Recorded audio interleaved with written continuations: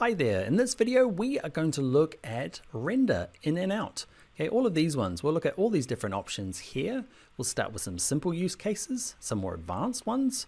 The short answer is it's a way of creating a temporary file, quite like a proxy, so that your machine can play back some effects generally. Okay, in this case we've added noise to this and it's gone red. It won't play it back very nicely. We can select it, say sequence, and we can render our effects in and out, and it will create a temporary file so that it can play back smoothly. Similar to proxies, there are some differences.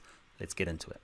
All right, to get started with this one, let's just make sure proxies are turned off. Okay, forget we even did any proxies. Let's pretend we haven't used proxies in this project. And we're going to look at render in and out. So you use it by adding normally effects, okay, that stress your machine out. Okay, so I'm going to go into my effects, and let's say this, I'm using Tourism D, okay, and I'm going to add some noise. Okay, noise, there it is there. Drag it onto this one. Okay, and up here I'm going to crank it right up and leave it all by default. I'm on full. Let's see if it plays back. It's gone red, which is not good. But let's see if it plays it. Spacebar. May God hold you in the palm of his hand. It's playing back fine. Your machine might not be playing back fine. Okay, so anyway, I tried to stress it out. It didn't work. Reasonably new laptop and not a particularly stressful effects. Your mileage may vary. I imagine, I don't imagine, but a lot of the time effects will start stressing it out and it won't play back nicely. So you can do one thing, you can start applying it to proxies, but let's say we're not using proxies and we don't want to. It's confusing, it's hard, it's too much for what we're doing.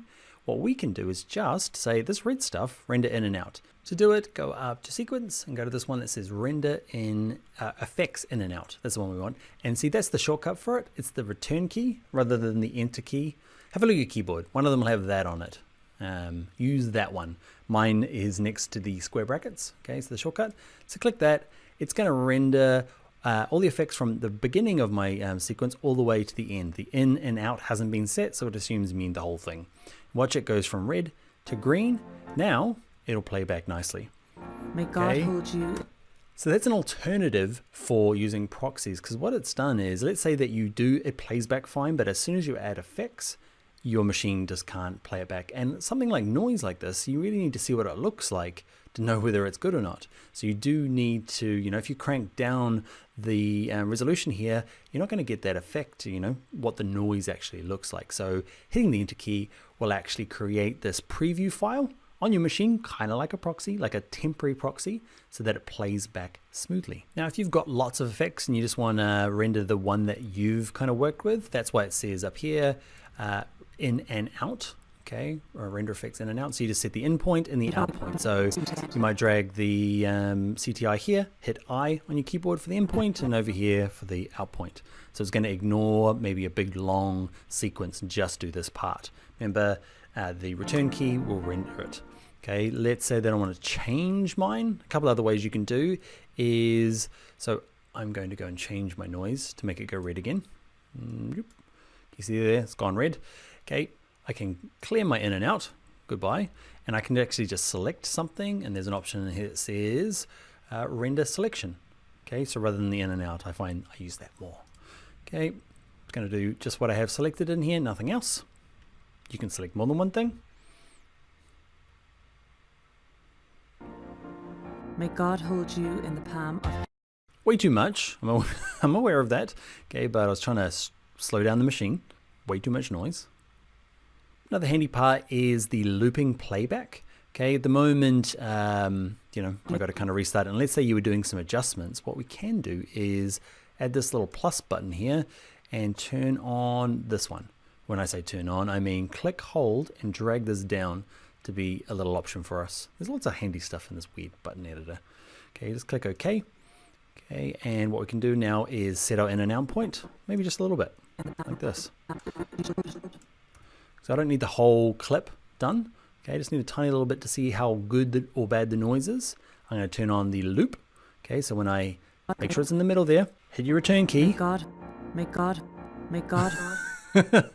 Interesting audio snippet. Okay, but it means that I can, let's mute all of these. Let's mute all these for you so you don't go mad. Okay, can you see? I can start looking at this and then I can go, okay, let's stop it there. Let's adjust this a little bit. Now hit my return key. So it's going to render it again, the in and out point. Not the whole thing, just there. And that's a quick way to kind of, especially if your effects takes a long time to actually implement.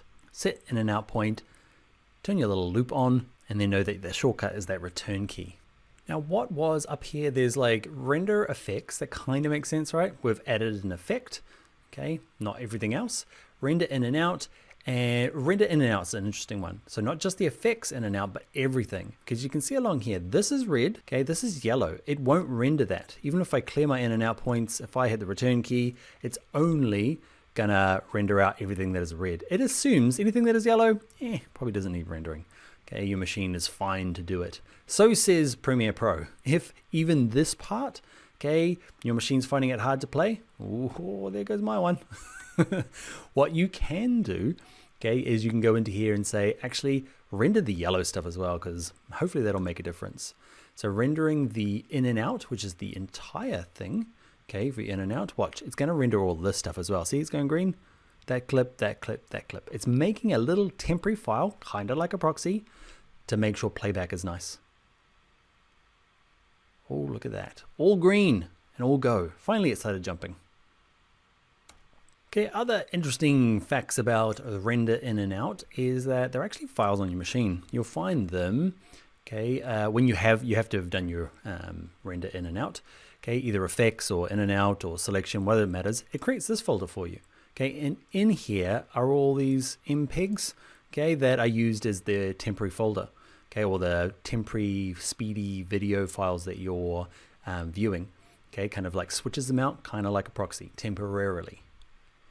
I make an adjustment, I have to re-render, this file gets remade again. You can see in here they're quite big files, so if you do like get towards the end of a job, you don't need any of these. Okay, once you've exported, okay, and rendered it for the final time, all of these are here, just little helper files that you can bin. You don't have to back them up.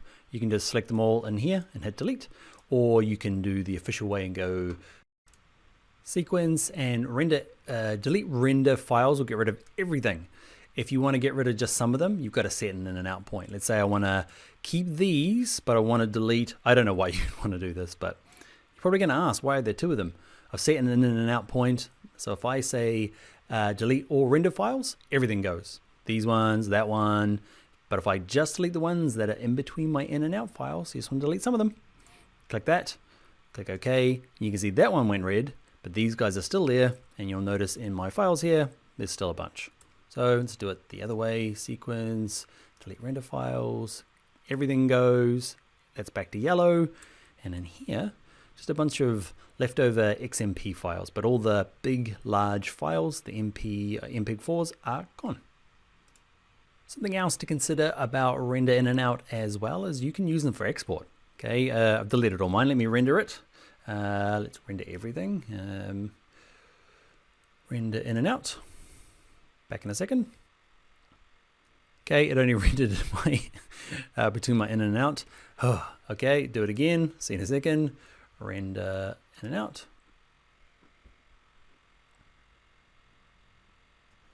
Okay, so we've created a bunch of like rendered files. You can actually export them. Very similar to what we did with proxies when you want to export your proxies. Very same sort of reasons. Quick export, kind of, so a lot of the rendering is already being done. Okay, so you can go to Command M, okay, or File Export M, okay, or Control M on a PC. Okay, and I can say I don't want to export the proxies, but I want to use these previews. Okay, so that's the kind of, that's what they call it, the in and out, okay, that we've already generated in that file there. So it's going to use all of these to do it, and it's just going to be super quicker. You might be asking yourself, oh, well, what size is it going to be? Let's go and look at how to check and change those preview sizes if you wanted to. Okay, so let's cancel it. Let's go into sequence settings. No, we're going to go to, yes, sequence settings at the top here. Okay, and in here, video previews. Okay, that is all linked to that sequence render in and out. Okay, and you can say actually the preview format. Okay, instead of MPEG-4, you might be using, I don't know, QuickTime, and you might be using H.264. Okay, and give it a specific size.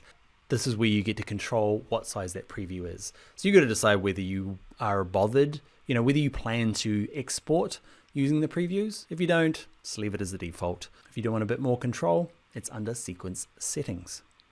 Where this gets handy and you want to be really kind of careful with this, well, not careful, where you want to be particular about what the sizes are and the dimensions and the codecs, is when you're working on a really big sequence, massive, okay, and what, you getting towards the end, you've got a couple of sections that have been signed off and approved, and, you can render previews, okay, and let's say there's a couple of bits that need to be fixed and finished, okay, you can, make those changes, and because you've already done a pre-render, you've done a lot of the hard work for some of those large jobs, or at least big chunks of the projects, okay, so that you don't have to then wait to the end in the last minute and try and hit render and spend ages rendering, whereas this can save a bit of time if you use this previews trick as a more like a pre-rendering before you get going. All right, I'm gonna leave mine as the default. It's really handy as well when you're bringing in After Effects files, okay, rendering in and out. Okay, because the effects that happen with After Effects files can be very stressful for Premiere Pro to try and recreate. So if you've got an After Effects clip put on your timeline here, you can, do sequence render selection, and it will render the After Effects file, okay, and it just play back nice and smoothly, especially if you're not planning on changing it yourself. You just want to see what it looks like. We'll cover After Effects later on in this course and kind of how to do it, and I'll remind you of that little tip again then. So rendering is kind of like proxies. Can you kind of see it's creating a temporary file to make things go faster? Proxies is a little bit more deliberate. It's more like, I know that 4K footage at this weird, not weird, but like 422 or some sort of raw file format is just, my computer can't do it. So I'm going to definitely create proxies and start from there. Whereas rendering in and out is, you might have an effect on one clip that is causing trouble, or you're just working on a small job and proxies blow your mind. You can just use render in and out just to make it go fast.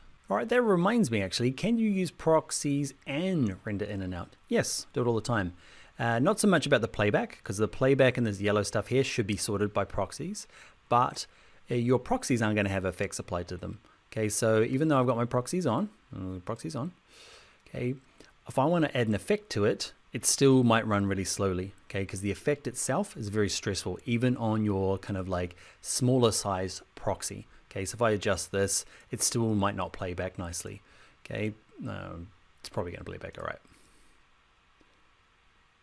Yeah, it's playing back all right. Pretend it's not, okay, you still, even though you got proxies on, you still do the same thing. Okay, I'm going to do the selection, I'm going to go to my sequence, and I'm going to render effects in and out, okay, which is going to do every effect on the timeline between the in and out point, which is all the way to ends here, on top of my proxy. So proxies are handling this thing here, this part's here, where it's just smaller, lower quality, a better codec, and when it gets to here, it's going to play nicely because it's my proxy underneath and my effect on the top. All right, that was a long one. We are done. There's enough render in and outs. Let's get on to the next video.